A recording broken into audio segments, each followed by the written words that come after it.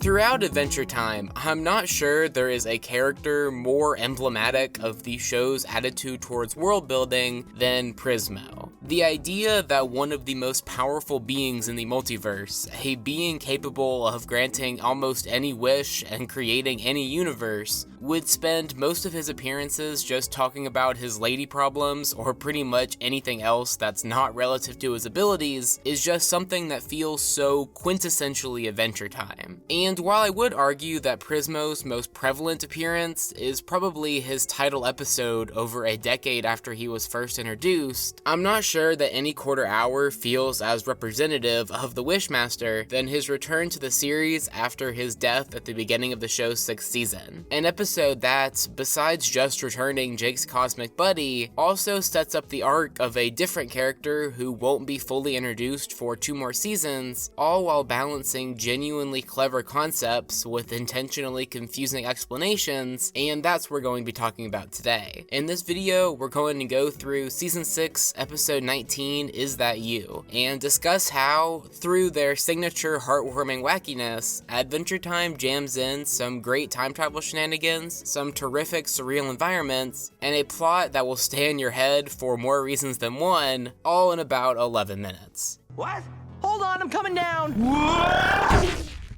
This episode opens up by immediately bringing up the fact that 18 episodes after his demise at the hands of the Lich, we're finally going to see our main characters actually respond to the death of Prismo instead of just immediately moving on to Martin's shenanigans. And while this large gap of time is probably a result of either the show wanting to leave Prismo dead for a bit, or the network wanting some lighter episodes that are easier to rerun, I do kind of think that this gap where Jake doesn't mention Prismo works with this character, as even in this episode, he's still kind of in denial, as he's clearly not enthusiastic about revisiting what happened, holding on to Prismo's last pickle for as long as he can. There are a bunch of really sweet brotherly moments from Finn in this episode, but him going along with this entire ceremony that's clearly just meant to make Jake feel better about losing his friend might just take the cake.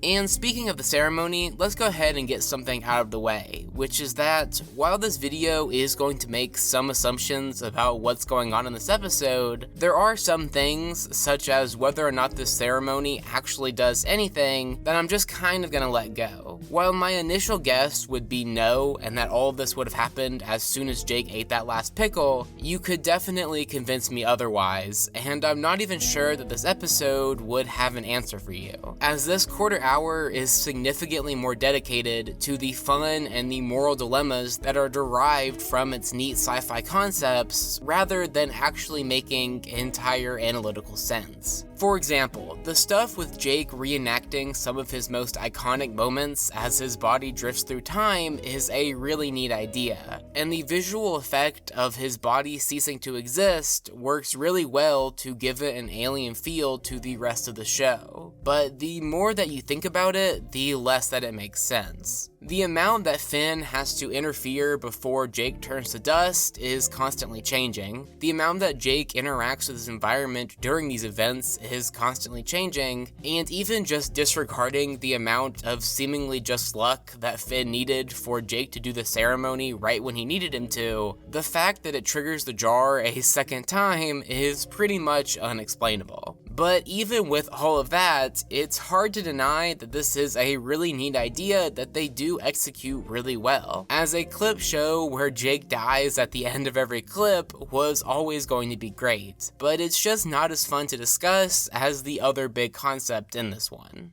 Speaking of which, while it does take a while for the time room stuff to become conceptually interesting, the visuals are top-notch from the second that Jake finds himself in this strange world. Jake watching all of these different Prismo moments also does a good job in reminding the audience of the bromance between the pair. And while I think that it might be a bit much, I'd be lying if I said that I didn't find Jake's monologue about his reality no longer being anchored to any point of reference wildly hilarious. Anyway, while I could just talk forever about how genuinely stunning the visual style of the time room is at points in this episode, let's instead go ahead and skip to what I'm gonna call the first whoa moment of this episode. Coming at the end of the great scene where Jake falls victim to the nap trap as Prismo is suddenly brought back to life. A string of events that brings up a whole bunch of questions that I promise I'll talk about in like 2 minutes. Moving on, once Finn shows up, despite the episode more or less stopping even trying to make sense, I really love watching Prismo orchestrate his wonderfully confusing plan B, as Finn wakes up his brother just in time for who I'm going to call Jake 2 to take his place, reviving Prismo for the second and final time. Of course though, if there's a Jake 2, there also has to be a Finn 2, as after Finn provides a Dark Horse candidate for the best example of Adventure Time's iconic candid bluntness, Sometimes you can think someone is totally cool, but you never become besties. And I don't know why that happens. our protagonist prevents Finn 2 from waking up his Jake, resulting in an event that ultimately has massive implications for the rest of the franchise, as our Finn watches himself scream in agony as he turns into a sword. And while the only immediate thoughts that a viewer at the time could have had is either, oh cool, a new sword, or oh, that's the sword that Bubblegum was holding in Breezy, as she was literally holding Finn, this event ultimately ends up being the most consequential for who Finn 2 ends up becoming. Nevertheless, this episode leaves all questions for future quarter hours to dissect, ending with a single proclamation: Prismo's back. Wait, did Jake just become Old Man Prismo? Welcome back, Prismo. Thank you, Finn. Welcome back, Prismo. Thank you, Jake. Seriously though, this episode brings up a bunch of questions that I just kind of skipped past before, so let's begin to go through them, starting with the stuff that the series never brings up again, mainly everything to do with Jake 2 becoming Prismo. As the series implies various times throughout the show, Prismo exists outside of time, something that is probably best seen in him planting Fiona and Cake into the Ice King's head before meeting Finn and Jake, and something that kind of makes any discussion of the character during chronological events a bit murky. When looking at the fact that Jake morphs into the same Old Man Prismo at the end of the episode, there's really only 2 explanations for what could possibly be occurring here, as the implication is either that the paradoxical nature of Prismo is forcing Jake to take this form to match the Wishmaster's previous body, or that this version of Jake was and always will be Prismo. And while I kind of do think that the second option is a much cooler alternative, and it does do a better job in working in the fact that Prismo is a timeless being, it would be hard to convince you guys, or myself, that that's actually the case. Moving on, if you watched this episode when it first aired, then Prismo coming back in this pretty clever way was likely your biggest takeaway. But now, nearly 10 years later, it's hard to not see this episode as perhaps the best proof of the hellish scenario that Fern finds himself in a couple of seasons later. This is even something that is hinted at in this episode, as Finn seemingly has a nightmare about his grass arm, and while the idea that this episode initially presents that a Finn that is identical to ours in every way seemingly dies and is turned into a sword is kind of a bummer, the idea that this same Finn will be returned to his original world years later, but with nobody recognizing him as himself, that's the tragic setup for one of Adventure Time's eventual most interesting characters.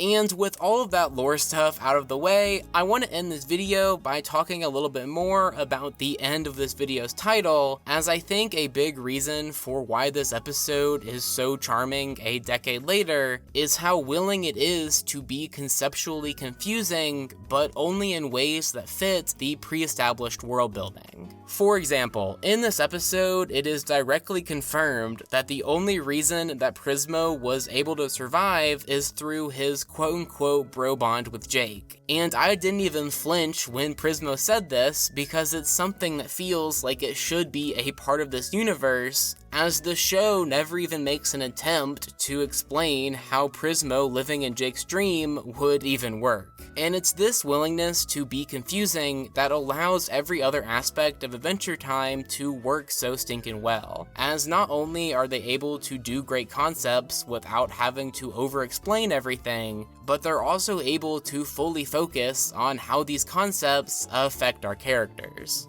The show knows that the interesting part of Fern's backstory isn't the inner workings of the time room, but how it would affect somebody to go through this experience to find yourself replaced in a world that you used to call home. It's just something that I really appreciate about the series' approach to world building, and something that makes it possible to make videos about the emotional implications of stuff like Finn losing his arm without having to spend a bunch of time talking about how exactly Guardian Blood works. Anyway, that's about it for me. If you want a more direct way in the comments to tell me how I completely misunderstood this episode, you can find my Twitter hidden somewhere in the description. But either way, this has been AmpleSamuel, and I'll see you in some amount of time with another video of some amount of length. Thanks for watching.